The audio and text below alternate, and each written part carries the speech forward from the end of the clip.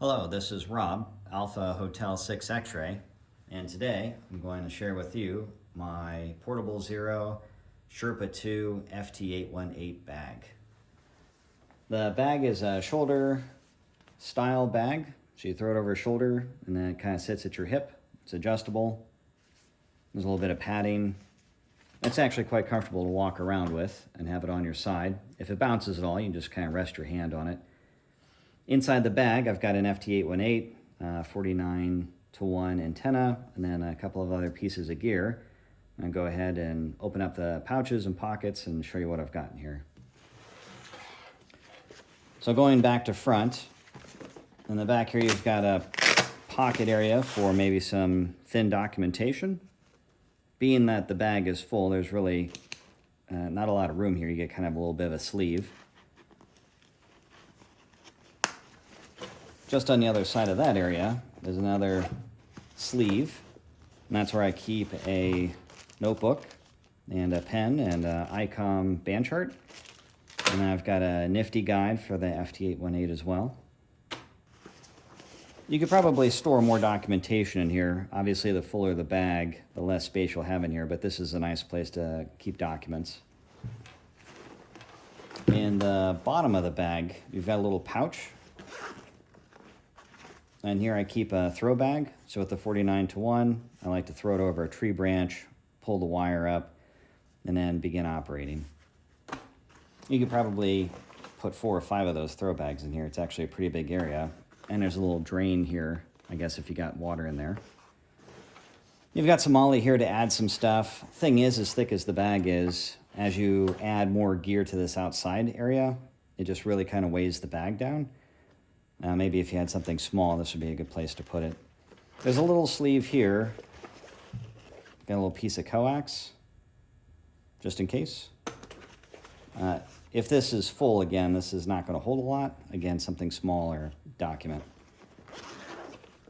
It's a bigger pouch here. And so inside here, I've got a nano VNA antenna analyzer. So with the 49-to-1 end fed, it's resonant on multiple bands, but if I'm using a Buddipole or a buddy stick or a super antenna, even if I have an inverted V dipole, you know, the angle of the V will change the resonance of the antenna. And then with the coils, of course, on the other antennas, you can use this to optimize where you're resonant in the band. And then the lid here, got room for calibration standards and a charging cable. There's another small pouch here. So you've got a little bit of Velcro, a little bit of a bungee cord if you're going to strap in, I don't know, a small bag of some kind. Anyway, you've got a small pouch here. And so in that area, I carry a lighter in case I have to cut some 550 cord, just clean up the end. I've also got a red flashlight, so at night, red protects your night vision. And then I've got a little Leatherman multi-tool in here, just to cut cord or maybe tighten a screw, something like that. And then I've got 2 pieces of inner tube here. So on a fiberglass mast or on a tough connector, you can use the rubber here to get a real good grip on it. These are real handy. They're very inexpensive. And by storing the flashlight and the Leatherman inside these, I can keep them from rubbing against each other and ruining the finish. Behind this is a main compartment.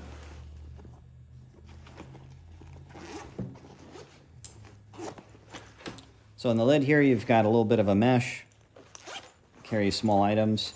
So the lighter and the Leatherman, at one point, I used to carry them in here. I suppose for the amount of gear I'm carrying, it could go either way. But the organization's nice because when you want to find something, if you know where it's at in the bag, you can kind of go right to it. You're not having to dig too much. Anyway, I've got a little pouch with some connectors in it. There's nothing worse than going out to operate and then not having the right cable or the right connector to plug into your radio or your antenna. And so it's just a SMA adapter for the nano VNA and then a couple of other connectors, depending on what front or rear I want to use on the radio or what coax I happen to have on hand.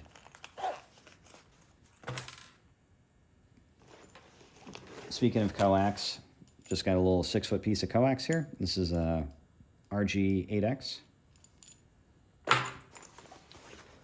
So I've got two parts to this 49-to-1 antenna.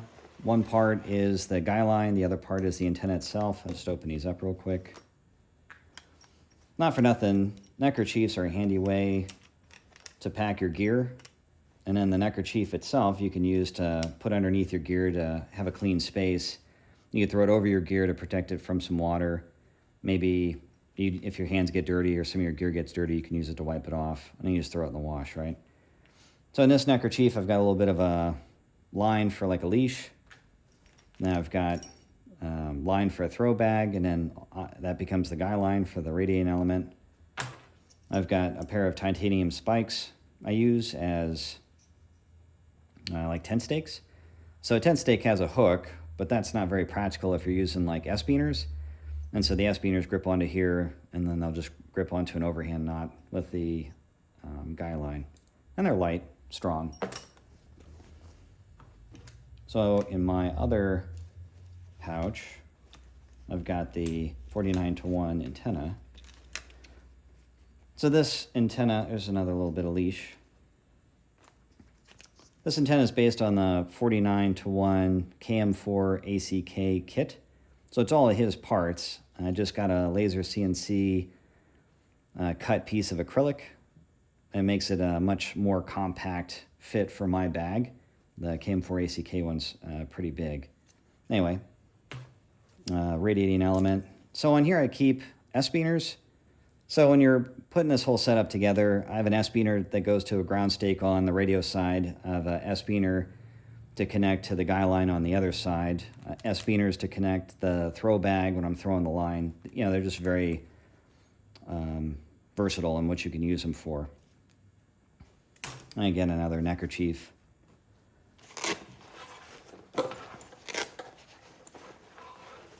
So here's the FT-818, which happens to be in the portable zero rails as well.